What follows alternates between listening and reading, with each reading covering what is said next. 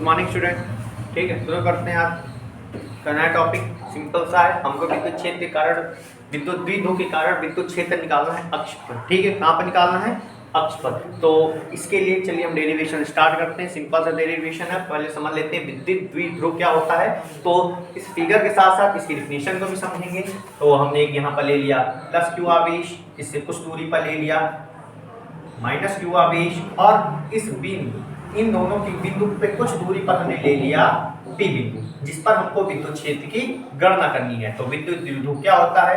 याद रखना, समान परिमाण परंतु विपरीत आवेश वाले किसी क्षेत्र पर रखे आवेश ही क्या कहलाते हैं? विद्युत द्विध्रुव कहलाते हैं। देखो, समान परिमाण जैसे 10 कूलम ये है, 10 कूलम ये है, ठीक है, और विपरीत चिन्ह यानी +2 का आवेश है, -2 का आवेश है, तो ये ही रखे हैं, इन्हीं को क्या कहा जाता है? विद्युत द्विध्रुव कहा जाता है। अब हमको इनसे कुछ दूरी पर स्थित बिंदु P पर विद्युत क्षेत्र की क्या करनी है? गणना करनी है। तो चलिए गणना करना स्टार्ट करते हैं। अब तुमको मालूम होना चाहिए इसके यहाँ के केंद्र में ये यहाँ तक की दूरी कितनी है? A है। ये यहाँ तक की दूरी कितनी है? A है। तो पूरी मिला के कितनी हो जाएगी? 2a। ठीक है, कितनी हो जाएगी? 2a। अब देखेंगे ये इस केंद्र से लेके, एक चीज हमको और मालूम है, इस केंद्र से लेके P बिंदु तक की दूरी कितनी है? r है। इस केंद्र से लेके P बिंदु तक की दूरी कितनी है? r है। तो प्लस क्यू आवेश के कारण बिंदु P पर कितनी दूरी हो जाएगी? प्लस क्यू आवेश से बिंदु P तक की दूरी कितनी है? देखो, यहाँ से लेके यहाँ तक की दूरी है P। अब इसमें हम a ऐड कर देंगे तो कितना हो जाएगा? कितना हो जाएगा? r plus a। तो यहाँ से यहाँ तक की दूरी कितनी हो जाएगी हमारे पास? r plus a। कितनी हो जाएगी? r plus a। अब देखो, माइनस क्यू आवेश से P बिंदु तक की दूरी कितनी है? -2 से P बिंदु तक की दूरी, जब तुमको यहाँ से लेके यहाँ तक की मालूम थी कितनी है? r है। अब इस r में से इस a को माइनस कर देंगे तो हमको इसकी मिल जाएगी। तो r माइनस a, यहाँ से यहाँ तक की दूरी कितनी हो जाएगी? r minus a। ये आई होप सो ये तुमने फिगर समझ लिया होगा कि प्लस क्यू आवेश है, एक माइनस क्यू आवेश है, इसके कुछ दूरी पर बिंदु P है जिस पर हमको विद्युत क्षेत्र की गणना करनी है अक्ष पर। तो याद रखना कि प्लस क्यू से P बिंदु तक की दूरी कितनी है? r plus a। कैसे आया? केंद्र से लेके P बिंदु तक की दूरी है r, इसमें से यदि इस वाले a को हम ऐड कर दें तो यहाँ से यहाँ तक की दूरी हमको मिल जाएगी। माइनस क्यू से P बिंदु तक की दूरी कितनी है? यहाँ से यहाँ तक की दूरी जब r, तो इसमें से यदि a माइनस कर दें तो हमको यहाँ से लेके यहाँ तक की दूरी मिल जाएगी। ठीक है, ये फिगर समझ में आ गया होगा। तो चलिए हम लोग करते हैं। ठीक है, तो यहाँ से करना स्टार्ट करते हैं। इससे पहले हमको फार्मूला पढ़ रहा होगा, E बराबर Q के अपॉन में r²। तो यदि हमको इसमें क्या निकालना है? E प्लस Q के कारण विद्युत क्षेत्र, प्लस Q के कारण वैद्युत क्षेत्र। तो प्लस Q के कारण वैद्युत क्षेत्र क्या होगा? प्लस Q के कारण विद्युत क्षेत्र क्या होगा? तो E प्लस Q बराबर KQ अपॉन में R कितना है? देखो, प्लस क्यू से लेके P बिंदु तक की दूरी कितनी है? प्लस क्यू से लेके P बिंदु की दूरी कितनी है? r plus a। कितनी है? r plus a। इसका स्क्वायर बोल रहा है ना, तो इसका स्क्वायर भी कर दो। ठीक है, फिर इसी तरीके E माइनस क्यू के कारण, किसके कारण? E माइनस क्यू के कारण विद्युत क्षेत्र। तो E माइनस क्यू के कारण विद्युत क्षेत्र निकालना है, तो E माइनस क्यू बराबर के क्यू। अब देखो, माइनस क्यू से लेके P बिंदु तक की दूरी कितनी है? माइनस क्यू से P बिंदु तक की दूरी कितनी है? r minus a। कितना हो जाएगा? r माइनस a का स्क्वायर, r माइनस a का स्क्वायर। आई होप सो यहाँ तक की बात तुमको समझ में आ गई होगी ना। तो आगे बढ़ते हैं। स्क्रीनशॉट लेना हो तो ले सकते हो, नहीं तो वीडियो पॉज करके कर लेना। ठीक है, तो इसको हमें अभी रफ कर देना है, इसको रफ कर देते हैं क्योंकि अब हमको इसकी जरूरत नहीं है, क्योंकि वहां तक के हमने इसको समझ लिया था। थोड़ी जगह की भी डिस्टर्बेंस है, नहीं तो रफ नहीं करते। ठीक है, तो याद रखना। अब यहाँ से हम करना स्टार्ट करते हैं। कितना आया था? E प्लस क्यू के कारण कितना आया था? के क्यू अपॉन में r प्लस a का स्क्वायर, और E माइनस क्यू के कारण कितना आया था? के क्यू अपॉन में r माइनस का a स्क्वायर। ठीक है, अब हम क्या करेंगे? सिंपल सा, इस माइनस क्यू से इस प्लस क्यू को माइनस कर देंगे, यानी घटाएंगे, यानी प्लस आवेश को माइनस आवेश को प्लस आवेश से घटाएंगे तो हमको E परिणामी तीव्रता मिलेगी। ठीक है, तो E नेट बराबर क्या हो जाएगा?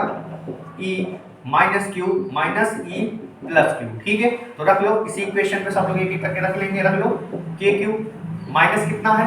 r माइनस a का स्क्वायर। कितना है? r माइनस a का स्क्वायर, प्लस क्यू कितना है?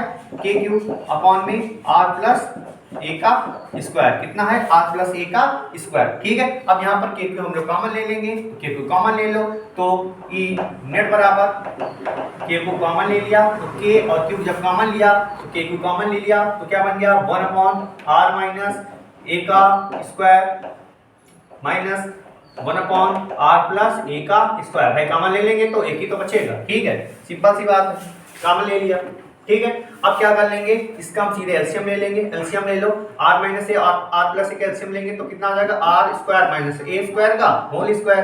कैसे आया भाई, तुमको मालूम होगा a minus A square minus b square का फार्मूला कितना होता है, a square minus b square, sorry a minus b और a प्लस बी कितना होता है, a माइनस बी और a plus b. Same to same इसी मेथड पर हमने इसका क्या रखेंगे, इसका हम सिंपल सा इसी मेथड पर रख देंगे। तो r माइनस ए का होल स्क्वायर और r प्लस ए का होल स्क्वायर, सिंपल सा। अब इसको देखो त्रिज्या गुणा करा दिया, त्रिज्या गुणा कराएंगे तो कितना आ जाएगा, इसको इससे कराओ कितना आ जाएगा, r प्लस ए का स्क्वायर, इसको इससे कराओ कितना आ जाएगा, r माइनस ए का स्क्वायर, कितना आ गया, r माइनस ए का स्क्वायर। अब सिंपल सा इसको हम लोग a प्लस बी का होल स्क्वायर और a माइनस बी के होल स्क्वायर से सॉल्व करना स्टार्ट करते हैं। तो सॉल्व करना स्टार्ट करेंगे तो कितना आ जाएगा, देखो अब याद रखना क्योंकि हमने यहाँ पर कॉमन ले रखा है, ठीक है, ये मत भूलना, थोड़ी जगह की कमी के कारण यहाँ पर हम लिखेंगे नहीं, तो याद रखना। तो r प्लस ए प्लस बी का होल स्क्वायर से इसको करेंगे तो ई नेट बराबर के क्यू, और जब इसका हम काम इसको तोड़ेंगे तो क्या हो जाएगा, आर स्क्वायर प्लस का ए स्क्वायर प्लस का 2r माइनस ब्रैकेट, अब a माइनस बी का होल स्क्वायर को उसको तोड़ेंगे कितना आ जाएगा, are square plus A square minus का 2r, ठीक है, सिंपल सा। नीचे क्या बचा, आर स्क्वायर माइनस ए स्क्वायर का होल स्क्वायर, ठीक है। अब वापस से अब इस पूरे ब्रैकेट को तोड़ देंगे तो ई नेट बराबर आ जाएगा के क्यू, तोड़ेंगे तो कितना आ जाएगा, are square plus A square plus 2r minus अंदर चिन्ह बदल जाएंगे, माइनस ए स्क्वायर प्लस का 2r, ठीक है, अपॉन में आर स्क्वायर माइनस का ए स्क्वायर का होल स्क्वायर, ठीक है। अब देखो सिंपल सा आर स्क्वायर से आर स्क्वायर कट गया, ए स्क्वायर से ए स्क्वायर कट गया, ठीक है। तो ई नेट बराबर के क्यू, अब 2r कितना आ जाएगा, 4r, फॉर्म में आर स्क्वायर माइनस का ए स्क्वायर का होल स्क्वायर। अब इसको साथ में लिख लेंगे, अब इसकी जरूरत नहीं है, इसको हम लोग रफ कर देंगे।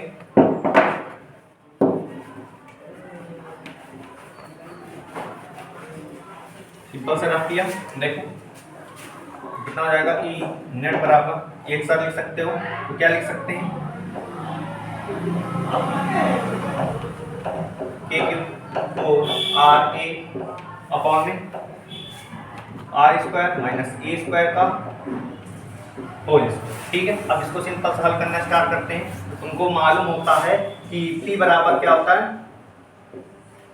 2kq, p बराबर क्या होता है, 2kq, ठीक है, सॉरी k नहीं होता, 2ka यानी बीच की दूरी होता है, p बराबर q2l होता है, ठीक है। तो याद रखना, इसको हम याद रखेंगे कि मैग्नेटिक डिपोल बराबर होता है 2qa, p बराबर क्या होता है, चूंकि होता है p बराबर 2qa, तो p बराबर तो जहां 2qa आएगा वहां पर हम उसको क्या कर देंगे, p कर देंगे। तो e नेट बराबर यहाँ पर तुम्हारा p क्या है, p बराबर क्या होता है 2qa, p बराबर क्या होता है 2qa। अब इसको हम तोड़ लेंगे इसके तरीके बनाने के लिए, तो क्या करेंगे, दो को बाहर निकालेंगे तो क्या हो जाएगा, 2kqra, कितना हो जाएगा 2kqra। अब इसमें से इसको थोड़ा सा और अगर चेंज करके लिखना चाहें तो लिख लो, यहाँ पर a लिख दो, यहाँ पर क्या लिख देंगे, यहाँ पर a लिख दो और यहाँ पर इंटू 2 और यहाँ पर 2 लिख दो, ठीक है, और यहाँ पर क्या लिख देंगे, सिंपल सा r। अब हमने क्या किया, r को इधर लिखा है और a को इधर लिखा है, r को उधर लिखा है, सिंपल सा। तो कितना हो जाएगा, are square minus A square का होल स्क्वायर। अब देखो जो तुम्हारा q2a है, k को नहीं लेंगे, 2qa को लेंगे, ये किसके बराबर है, p के बराबर।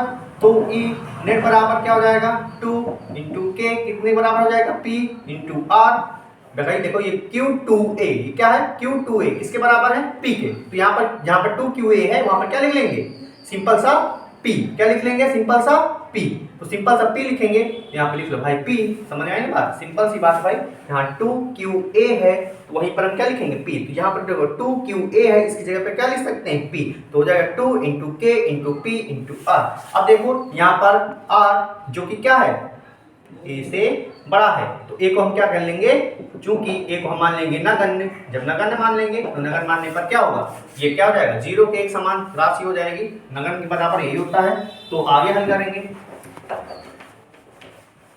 आगे हल करना स्टार्ट करेंगे। तो कितना बचेगा, जब इसको 0 मान लेंगे तो कितना बचेगा, आर स्क्वायर का होल स्क्वायर। भाई ये जब 0 हो जाएगा तो ये तो बचेगा, तो आर स्क्वायर का होल स्क्वायर। इसको लिख सकते हैं ई नेट बराबर 2 kp r अपॉन में आर की, देखो अंदर ही घाते जुड़ जाती है, 2 दूनी 4, आर की पावर 4, 4 में से एक आर घट जाएगा, कितना बचेगा, ई नेट बराबर 2 kp अपॉन में आर क्यूब। तो यही हमको मिल जाता है, क्या मिल जाता है, क्या मिल गया, ई नेट यानी परिणामी तीव्रता विद्युत क्षेत्र की क्या मिल गई, 2 kp अपॉन में आर का क्यूब। यही हमको फाइंड आउट करना था, विद्युत द्विध्रुव के कारण विद्युत क्षेत्र निकालना था कहां पर, अक्ष पर। तो अक्ष पर हमने क्या निकाल लिया, फिर से एक बार रिवाइज करेंगे। हमने 2 आवेश लिए, एक माइनस क्यू और एक प्लस क्यू आवेश लिया, फिर plus minus Q plus Q आवेश से कुछ दूरी पर हमने क्या रखा, बिंदु P रखा, ठीक है।